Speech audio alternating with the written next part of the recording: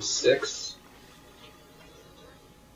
actually, pardon me, subsection 7b, in the scenario where the mediation is unsuccessful. I just want to make sure I'm understanding the proposed new language here correctly. The mediator would recommend that the claim either be referred to arbitration under 38.330 or back to the division for proceedings pursuant to Chapter 116.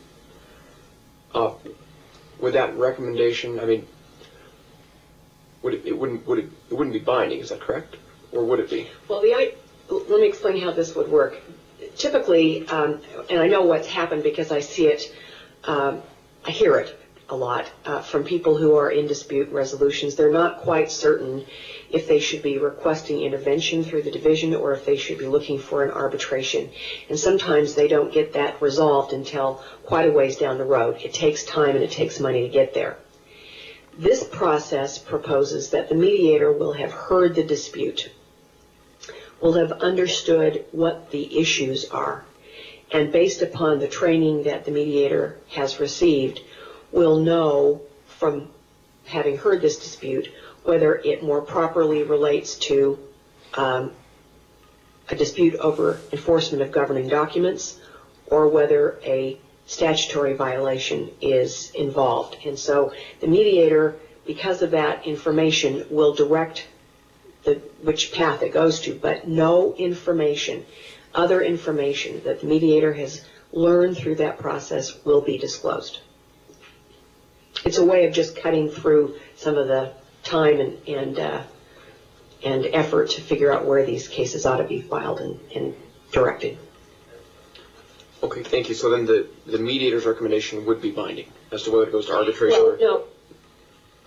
You're right. Let me clarify that. You know, if the mediator sends it to arbitration and the arbitrator or the parties go, no, this shouldn't be an arbitration, there's nothing that would, I don't believe, preclude the parties from saying, no, this is incorrect. It really should be in the other direction. This is a recommendation, and subsection B says recommendation, that the claim be referred to one or the other. Okay, thank you very much. One other question I have. This bill proposes that the Common Interest Commission adopt regulations setting a maximum that mediators can charge. I guess this bill does not envision any kind of maximum that arbitrators could charge. I believe that. Is that correct? Well, there is the provision in the bill for the fast track arbitration that it would be rules similar to those of the AAA fast track arbitration. Up to this point, there has been no maximum amount charged. This bill does not address that except to the effect that it will address now fast-track arbitration and caps on those fees. So if the parties decide that they want to go through a quick program, it will, presumably the Commission will enact rules and regulations that will address the issue of cost, because that's the whole point of doing it quickly. It's going to be handled by rulemaking. Presumably, although it's not mandated in this bill, that the Commission promulgate those regulations. Is that correct? It's suggested that they do. It's suggested that they do. Can you point me to that section? I just appreciate your help. For some reason, I'm not finding it. No, I don't have it highlighted. If I can take a look at it and let you know in just a minute, I will do that. Certainly, that would be fine. This subcommittee has met quite a few times this session, and we did discuss trying to set a maximum on arbitrator fees. We looked at a Supreme Court rule that I believe set it at $1,000 for arbitration with certain exceptions allowed by the court. And I don't know if that's something that the Commission might consider. Do you have any idea what arbitrators charge? Do they go higher than that, $1,000 that the Supreme Court says currently when they try to resolve these HOA disputes? Right, and mediation is a little bit different than arbitration. Mediation is going to be a set period of time and a dispute resolution, and although there is preparation, it's not quite the same. What an arbitrator does, and why those funds or those charges can vary, and I'm not saying that they're not completely, in many cases, out of line. Sometimes they are, but an arbitrator's role is somewhat different. depending upon the dispute, and I've seen these both as a party, as a litigant, and as an arbitrator, you may have very extensive discovery issues. I was called several times as an arbitrator. People are fighting over the scope of depositions when they're all out of state. You may have fairly complex motions to resolve, and sometimes the hearings can go on for days. So that's the issue with arbitration is in setting an absolute maximum is that you don't always know what the dispute's going to be about. I agree with you that there should be some regulation, and that's in some part why this fast track program has been initiated, so that people can recognize that if they don't want to do a lot of time and effort, there's going to be a maximum involved. But to create a 100% rule for every dispute, I think you're going to have a problem because disputes simply vary.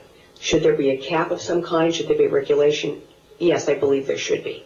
Can you mandate it at 1,000? I think you're not going to get any arbitrators of any quality whatsoever to make these decisions, and the purpose of the rule is therefore not going to be effectuated. Mr. Chair, if I may, Allison Copening for the record, to answer one of the first question you had. Yes, in Section 1, subsection 5, and if you're on the same page, it's page 3, line 24, says the Commission shall adopt regulations governing the maximum amount that may be charged for fees and cost of mediation and the manner in which such fees and cost of mediation are paid. So just wanted to get that on the record for you. Thank you very much, Senators. I did see that. I guess the answer is there's no direction for the Commission to promulgate regulations establishing any kind of maximum. For arbitrators, the way the Nevada Supreme Court has set up, I believe, $1,000 maximum with certain exceptions to be provided for by the courts. There isn't, excuse me, Lisa Lavelle, and I did find it out. Michael pointed out the provision. It is in Section 5, Section 19, subparagraph 5, and it provides, unless all the parties to the arbitration otherwise agree in the arbitration of a claim. Ms. Lavelle, I'm sorry, could you repeat that? Section 19, you said subparagraph 5? It's Section 19. This would be an amendment of NRS 38.330. It's Section 19, subparagraph 5. And it provides that unless all the parties to the arbitration otherwise agree in writing, the arbitration of a claim pursuant to this conception must be conducted in accordance with the rules of the American Arbitration Association or its successor concerning the matter in which to provide speedy arbitration or other comparable rules for speedy arbitration approved by the Commission or the Division. The AAA rules set forth, right now, as pointed out, thank you, the Commission has no jurisdiction over Chapter 38, NRS 38. So this gives the Commission overall responsibility and authority to establish rules for both mediation and arbitration in respect to the fees and costs that are being charged. The fast-track arbitrations under AAA are designed to occur without lawyers, with or without lawyers, very quickly without a great deal of discovery, in a half a day or day at most. And the idea of that is that you can get through them very, very quickly. The costs may be as little as $1,000, but it's not an established amount in this rule. Excuse me, to all the audience down in Las Vegas, I would appreciate if you would be respectful of the witness, and everyone's going to get a chance to make their comments, but I would appreciate if all the audience members would be respectful of anyone who's testifying. And if not, then you don't belong in that room. And so I appreciate if everyone would be respectful of anyone who's trying to testify. So then I just wanted to clarify, Ms. Lavelle, that it's your feeling then that Section 19, subsection 5, mandates to the Common Interest Commission that they would promulgate some kind of cap by rule? Am I understanding? Yes. And for all arbitrations or just for these fast track or speedy arbitrations? It would be the fast track, and people would be routed immediately and exclusively to the fast track unless they decide to opt out. So this isn't an opt-in. It's going to go fast track unless the parties decide otherwise. So they're going to get the benefit of the quicker rule Thank you very without much. having to do. Pardon me. Thank you for clarifying that. There's a 10-second delay between Las Vegas and Carson City, so I apologize for interrupting you. Mr. MacArthur's been very patient waiting to ask a question. Thank you, Mr. Chairman. I do have a couple of questions, and Senator, I just want to get some of this cleared up so we can get this bill through, so that's why I'm asking these. First, I want to understand, is this mediation between homeowner and homeowner, or is it also between homeowner and the HOA? Is it directed to me? Whoever I wants can to answer. come up with an answer, that's fine. Lisa Lavelle, it can be either.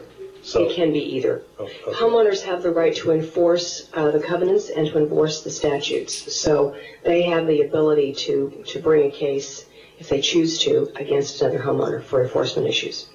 Okay. And another point for clarification, Section 1, the number 1 there, the subparagraph 1, says not later than 5 days. It doesn't say working days, or so we assume straight days. If just straight days, that's a pretty short time period. You get something on a Friday, and then by, the weekend goes by, and all of a sudden you have to have everything done. So did you mean working days, 5 straight days, or do we want to leave it 5 days? If you wanted to amend it to be business days, it would really leave that up to Ms. Anderson for her decision. This is the division's responsibility. So what we're trying to do is to get this done quickly, but if it's more convenient for the division to be working on this on a business day approach, that would make sense. I'm just asking so that we can clarify it and see. Probably should put in there whether it's just straight days or working days, and straight days just seems kind of short. I think that makes sense. Okay. Makes sense. And the last thing I saw here, the reason I sort of wanted this pay thing straightened out on Section 1, subparagraph 5, we almost covered it before. Where was this? Line 23 said the parties are responsible for the payment of all fees and costs of the mediation. So that's why I sort of wanted the language tightened up and make sure we had the intent, and then we're going to get some funding. So that's the only reason I'm bringing this up. That makes sense to clarify that. Yes. Thank you, Mr. Chairman. Thank you very much, Mr. MacArthur. Mr. Carrillo, do you have any questions? No. Thank you very much, Ms. Lavelle. Thank you for your testimony. Is there anyone else, Senator Copeland, you'd like to bring in